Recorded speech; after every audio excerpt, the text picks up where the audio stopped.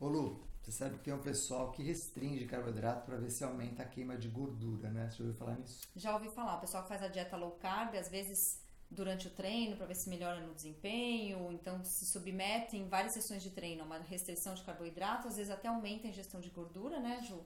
Para ver se aí na hora da competição, na hora da prova, eles vão ter uma maior mobilização de gordura e melhorar o desempenho.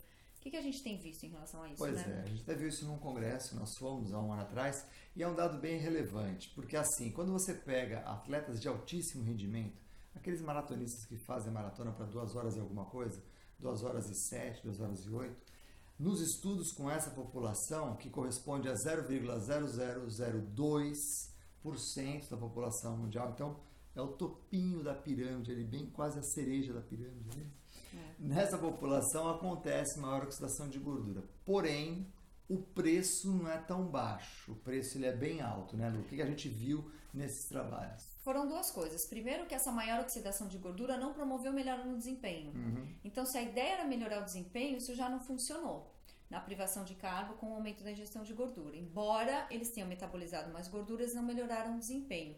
E por outro lado, eles tiveram uma depressão da atividade do sistema imunológico que favoreceu o aparecimento de infecções oportunistas, né, Ju? Então, essas infecções podem ser gripes, resfriados. As pessoas que têm o vírus da herpes manifestam a herpes nessa situação e muitas vezes isso pode fazer com que você fique um bom tempo sem poder treinar, se recuperando dessa imunossupressão, dessas infecções oportunistas. E aí se vai toda aquela expectativa de queimar gordura, ou de aumentar a capacidade de queima de gordura, ou de continuar melhorando seu desempenho com o treinamento. Para os atletas de elite, isso ainda é pior, né? Porque se eles têm que interromper a atividade física, né, interromper os treinamentos, normalmente isso é ainda mais complicado. Então, eles conseguiam reverter essa depressão, né, da atividade do sistema imunológico com o aumento do consumo de carboidrato. Agora a gente estava falando, como o Lancha falou, do topinho da pirâmide, né? Assim, para eu que corro uma maratona em 4 horas e meia, estou longe de acabar uma maratona em 2 horas. Mas os estudos também se estenderam para a população comum, né? Pessoas como nós, que são praticantes de atividade física e que querem ter um resultado mais efetivo, seja qual for o nosso objetivo, né? O que a gente viu em relação a isso? E aí não acontece absolutamente nada. Acontece a imunossupressão como no atleta de alto rendimento, 0,0002%, o topinho da pirâmide, a cereja está lá em cima. Acontece a mesma coisa, a imunossupressão, ou seja, você passa a ter maior chances de infecções oportunistas. E de novo, o que a Lu falou, né, o consumo de carboidrato ele funciona por quê? Porque a razão dessa imunodepressão ela é por aumento da concentração de cortisol.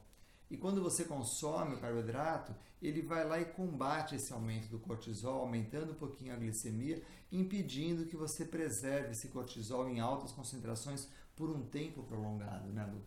Porque o cortisol é um hormônio, né, que é secretado nessas situações e que deprime mesmo a atividade do sistema imunológico. E o que é muito comum, quando a gente quer emagrecer, a gente começa várias coisas ao mesmo tempo. Então a gente começa a treinar muitas vezes com uma frequência maior, a gente faz restrição de alimentação, então a gente faz um déficit energético, muitas vezes a gente restringe o carboidrato, então a gente submete o organismo a várias situações distintas, mas onde todas elas contribuem para deprimir a atividade do sistema imunológico. Na hora que a gente junta tudo isso, passa 10 dias, 2 semanas que você está treinando, você fica doente. E aí tem que interromper aquela sessão de exercício. Exatamente. E quando acontece tudo isso, muitas vezes você não consegue entender por quê, né? E isso varia de pessoa para pessoa, porque intensidade do exercício é muito relativa. Tem uma para mim, a Lu tem uma para ela, você tem outra para você aí.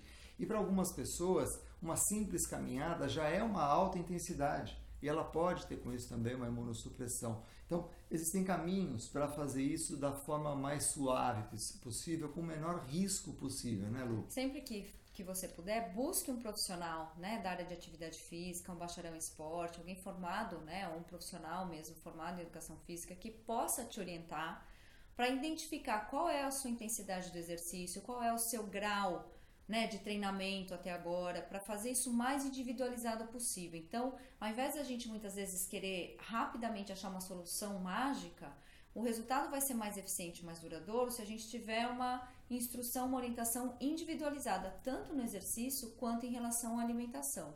E aí você vai chegar no seu objetivo de uma forma muito mais eficaz do que ficar ouvindo, né? O que o vizinho falou, o que o amigo da academia sugeriu, e aí o que o Dr. Google, ficar essa coisa de orelhada, vai fazer muitas vezes que você fique patinando e demore mais para chegar no seu resultado. É isso aí, mais difícil fica a manutenção dessa forma de viver, que eu acredito que é isso que você está buscando, uma forma que você consiga manter para o resto da sua vida a atividade física e a alimentação.